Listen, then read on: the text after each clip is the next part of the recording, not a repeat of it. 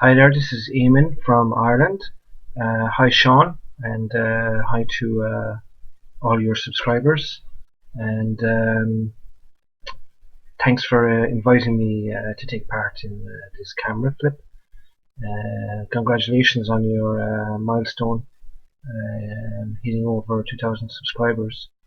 No surprise, considering the quality of your videos. I really enjoy watching them, usually over the weekend when I try to catch up, and it's a great way to see what books are out there and to try and catch on to some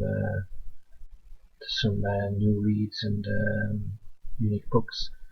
So I'm just going to follow in the footsteps of Barb and Leo and Adam. I really enjoyed the tour of their shelves and the books they went through. So we'll take a look at my shelves here, and hopefully you guys will see something interesting or not. Okay. A mixed collection. So we have some J.G. Ballard, whose Miracles of Life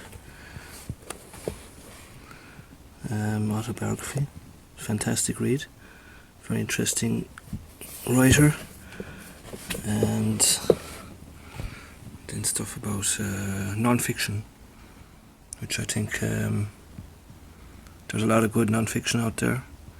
A lot of this is about the Caucasus in southern Russia and Politkovskaya, and some of the newer Penguin pocketbooks, and then some stuff I have read and I haven't read. So I must get to John Fante's As to Dust. Kelman is a great read, Scottish writer. He's very dark humour, working class Scotland. Early non-fiction, Anton Chekhov. It's a really good novella or travelogue about his journey over to Siberia. And Mr. Burroughs is on top of Dostoevsky at the moment. I got huge into Russian literature when I was a teenager, and I read a lot of Dostoevsky's work. My favourite, the brothers Karamazov and Gogol and those guys. I could read faster back then. I can't seem to read as quick these days. More work to do, life comes in the way. Talking about life coming in the way, I thought this was going to be a really good book. Frenchman who goes to Algeria to be a shepherd, and I bailed on this book there last year. I was very disappointed with it. It's written in the 50s, I think. Journey of the Dead. But really, I think this guy might have made up a lot of his incidences, and there was a lot of sections where there wasn't much happening really, and then a bit of shock throwing in just to try and surprise the reader. I didn't think it worked very well though. And some Henry Miller, some Carl Parkinson, Irish writer from Dublin. This is his last book that was out last year, or maybe 2 years ago.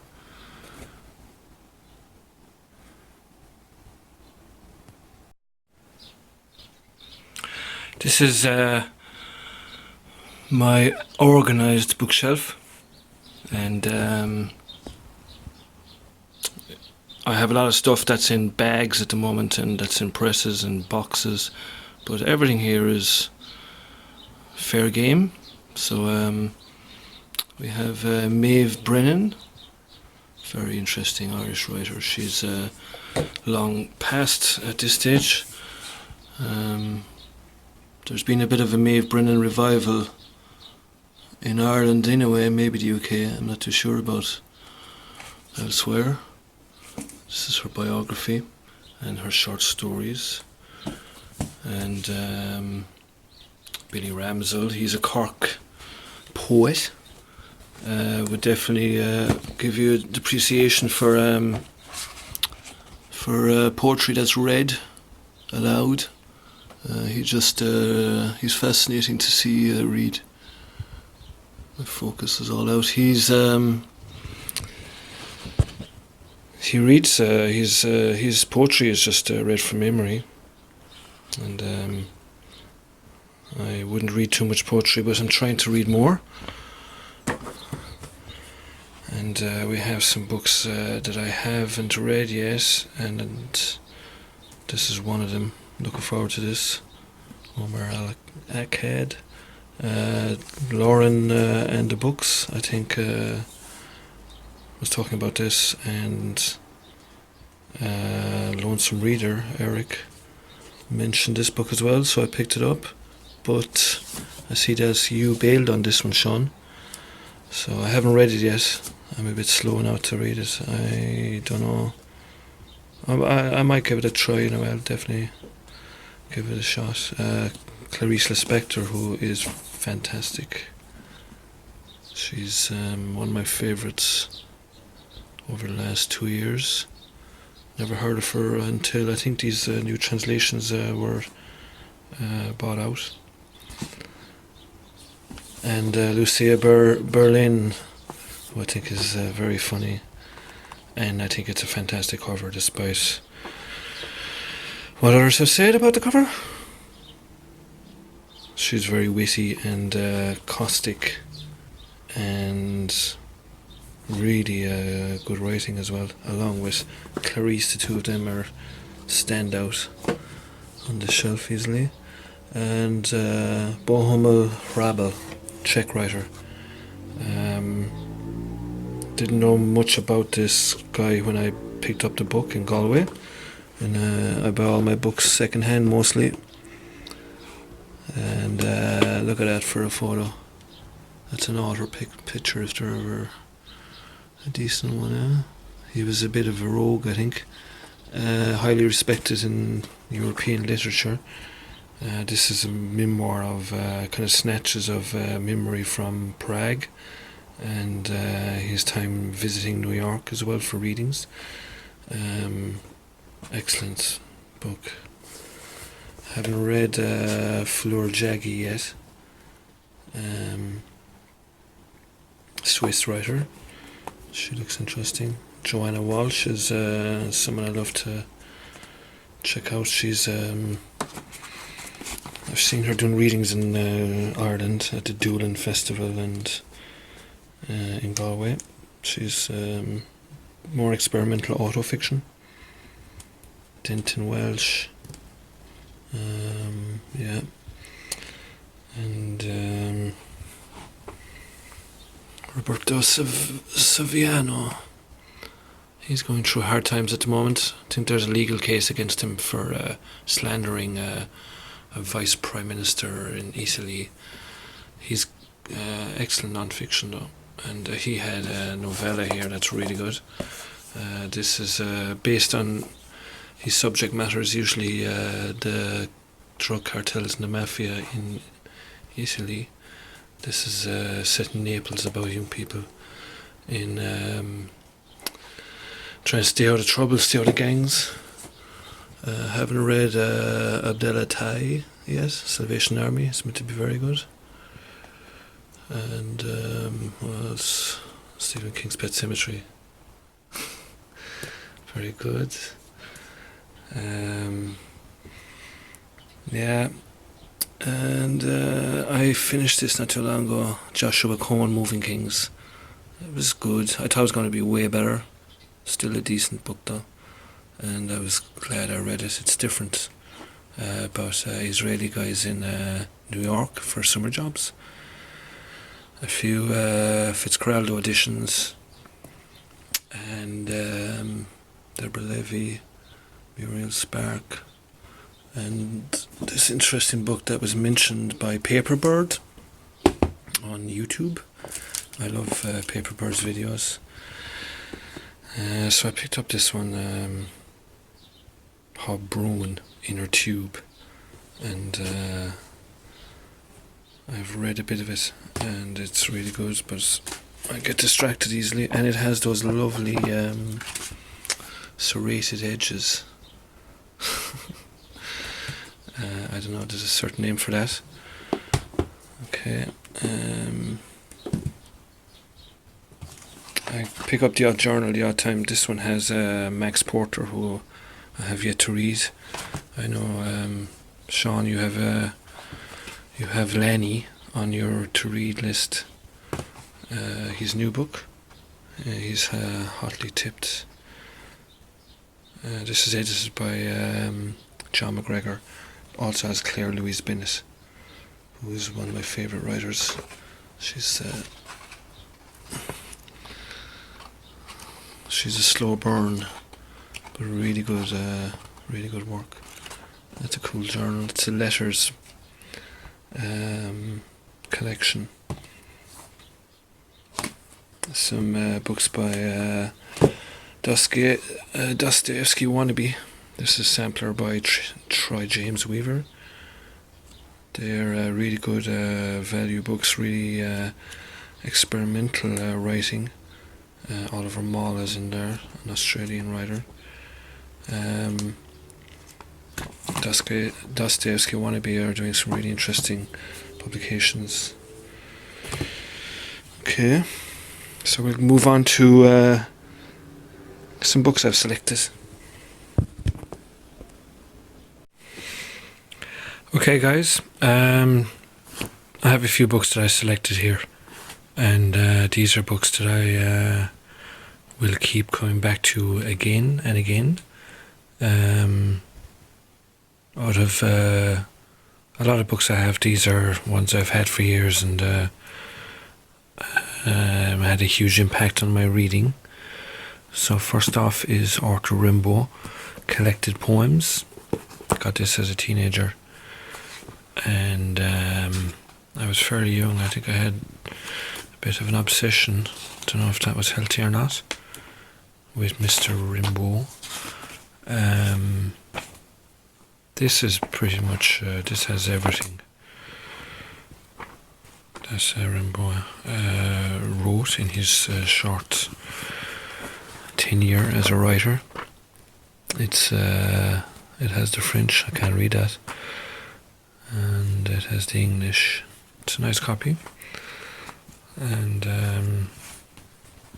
I think I have it all marked out in pages that I was impressed by. I have a few copies of Rimbaud. This is a really old one, 1920s maybe. This is limited to 600 copies. It's A Season in Hell, and you can see it's pretty old with the stitched pages. It's a really nice copy. This is another copy of A Season in Hell. This is Robert Mapplethorpe, and the translations are slightly different on this one, by Paul Schmidt, but it's a lovely copy, and it has some photography throughout.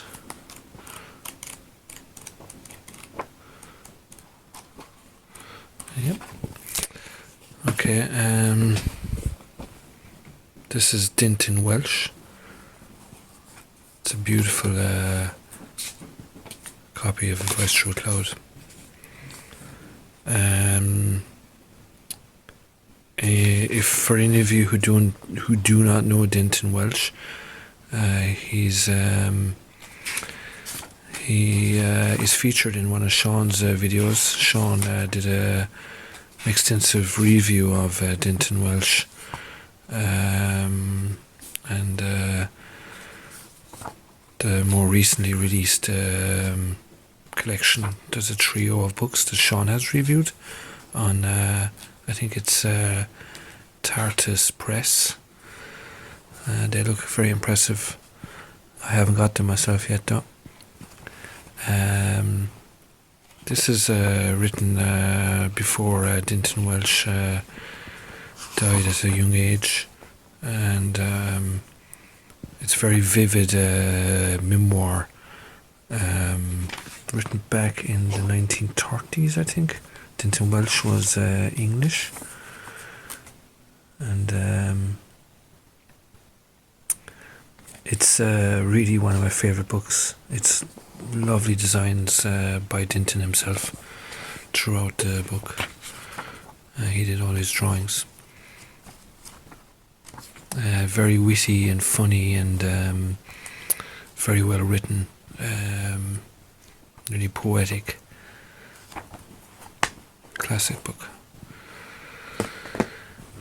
This is another one that blew my socks off when I read it first.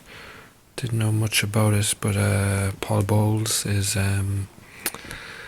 fairly well known.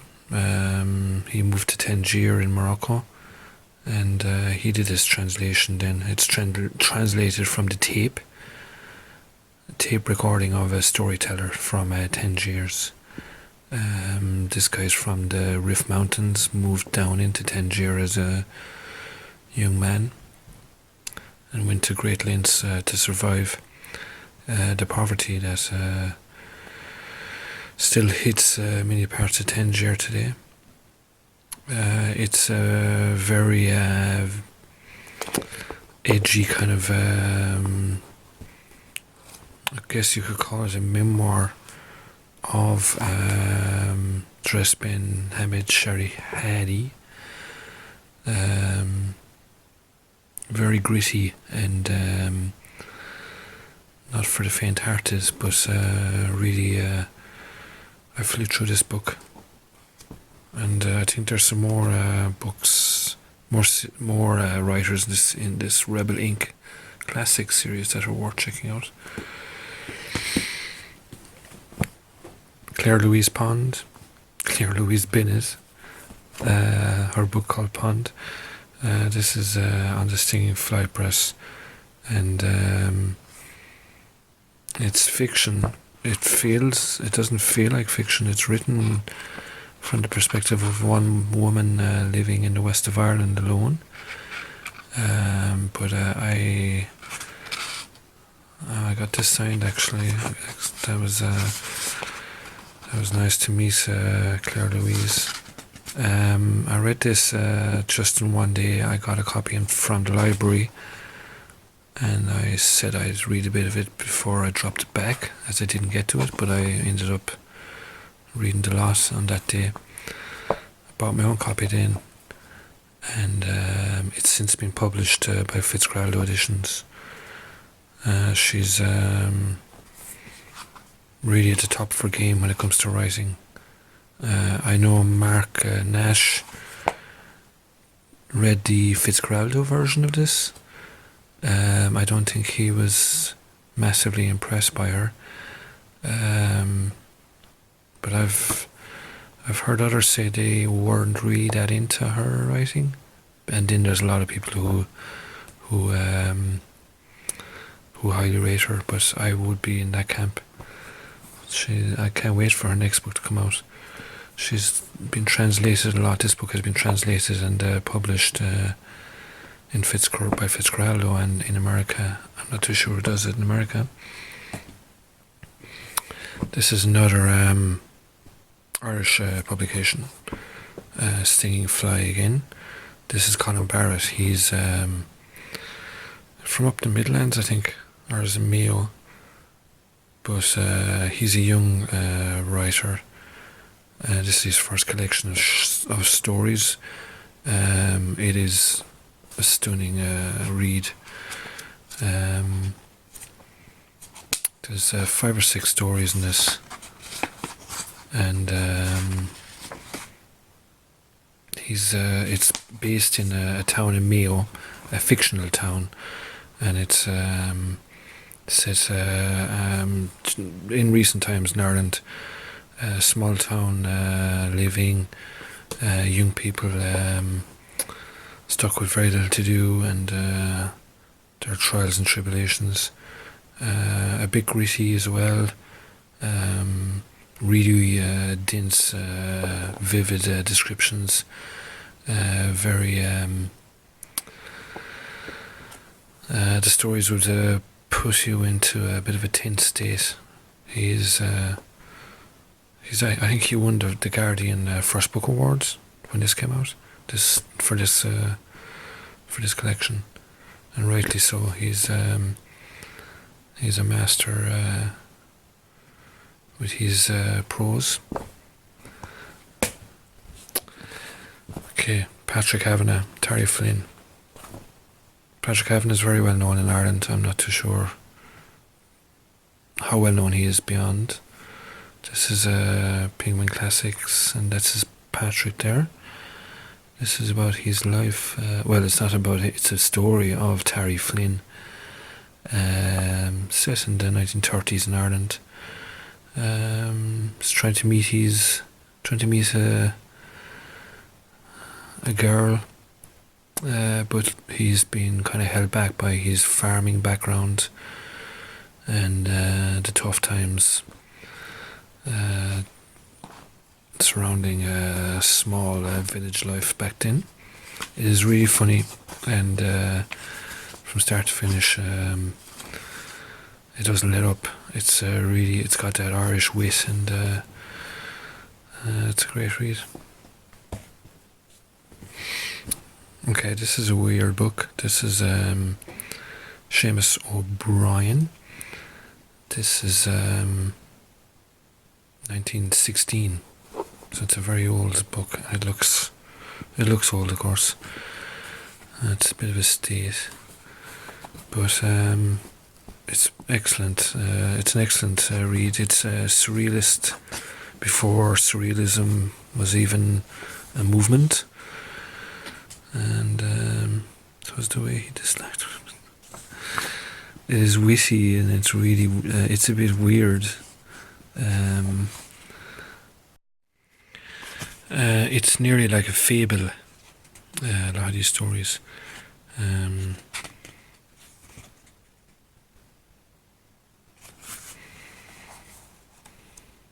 Really old book, over 100 years old, and he was from Cork, the writer. This is the only book he has, as far as I know. It's very funny, about Ireland around the turn of the century into the 1900s, and these would be kind of tall tales, Irish tall tales, and funny and surreal, and kind of social commentary as well at the time. 1916 would have been a rebellious time. This is they're all really quick short stories to read. It is up in the Gutenberg project as a book. I wouldn't buy the dodgy copies on eBay, but this is you can get an e-reader copy or an e-book for free. It's called The Whale and the Grasshopper, Seamus OBrien, and it's definitely a strange and surreal read. Okay. I read this recently, Clarice A Spectre. Well, last September I read it. Brilliant little collection. It's a pocket book. It's one of those new Penguin pocket books. Daydream and Drunkenness of a Young Lady. And this is another surreal, on the surreal level. There's only 3 stories there. And but really in that few pages she'll turn your head around. She's really a really bizarre turn of events and these stories. And I think we'll be hearing more about Clarice A Spectre. There's been a lot about her recently, but I can see her getting more popular.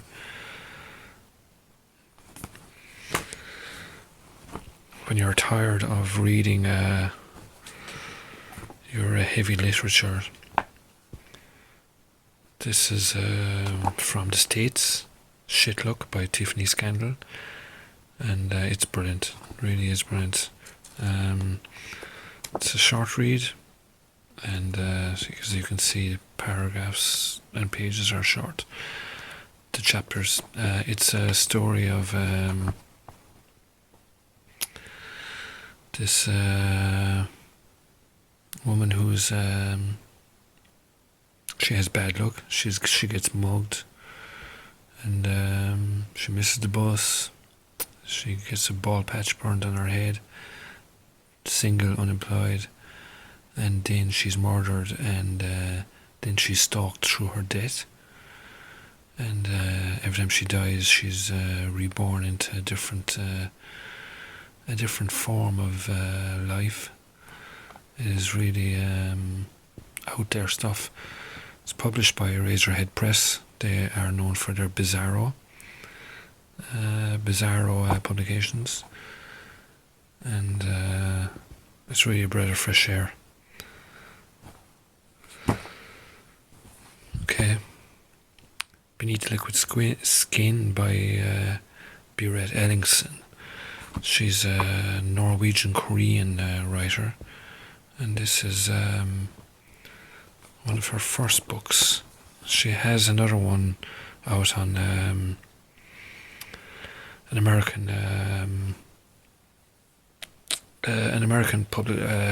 publisher called $2 Radio, called Not Dark Yet, but this is I think it's her first collection. It's short stories. The one on $2 Radio is a novel, but this is short stories, and I really loved the kind of a fairy tale style to her storytelling. Some of them are fairy tales, really. They've got this fantastical element, and now she has a little book out on Snuggly Books as well recently. I think that's more on the fable fairy tale style as well.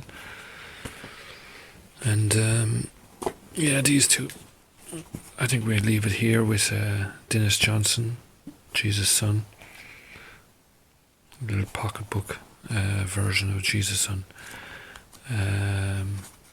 Every time I pick up this book, it reminds me of Nirvana, the band. It's got that grungy kind of outsider element, and the stories are all about outsiders and their messed up situations. He's a great writer. He passed away last year, but he's got a huge catalogue. Well, not huge, big catalogue, and I must get more. One of my favourite books, Under the Skin by Michel Faber. He had a big book there a few years ago. It was big in size, and it was popular. The name escapes me now. The Book of Strange New Things, it was called. It was good, and I liked it a lot, but this is definitely my favourite of his. It's an alien woman who basically drives around the countryside picking up guys to farm them. The aliens are farming people in some part of Scotland, and it's really it's kind of sci-fi mixed with alien mixed with literature. Michel Faber is a brilliant writer. He's He's fairly well known. Okay, guys, I hope you enjoyed that little tour. Okay, thank you for sticking with me throughout the last half an hour. I hope you guys saw some interesting books, and thanks, Sean, for giving me the opportunity to be involved in this camera flip. It's a great idea, and I'm looking forward to seeing some others' contributions. All the best with the channel. It's fantastic, and take care. Bye, guys.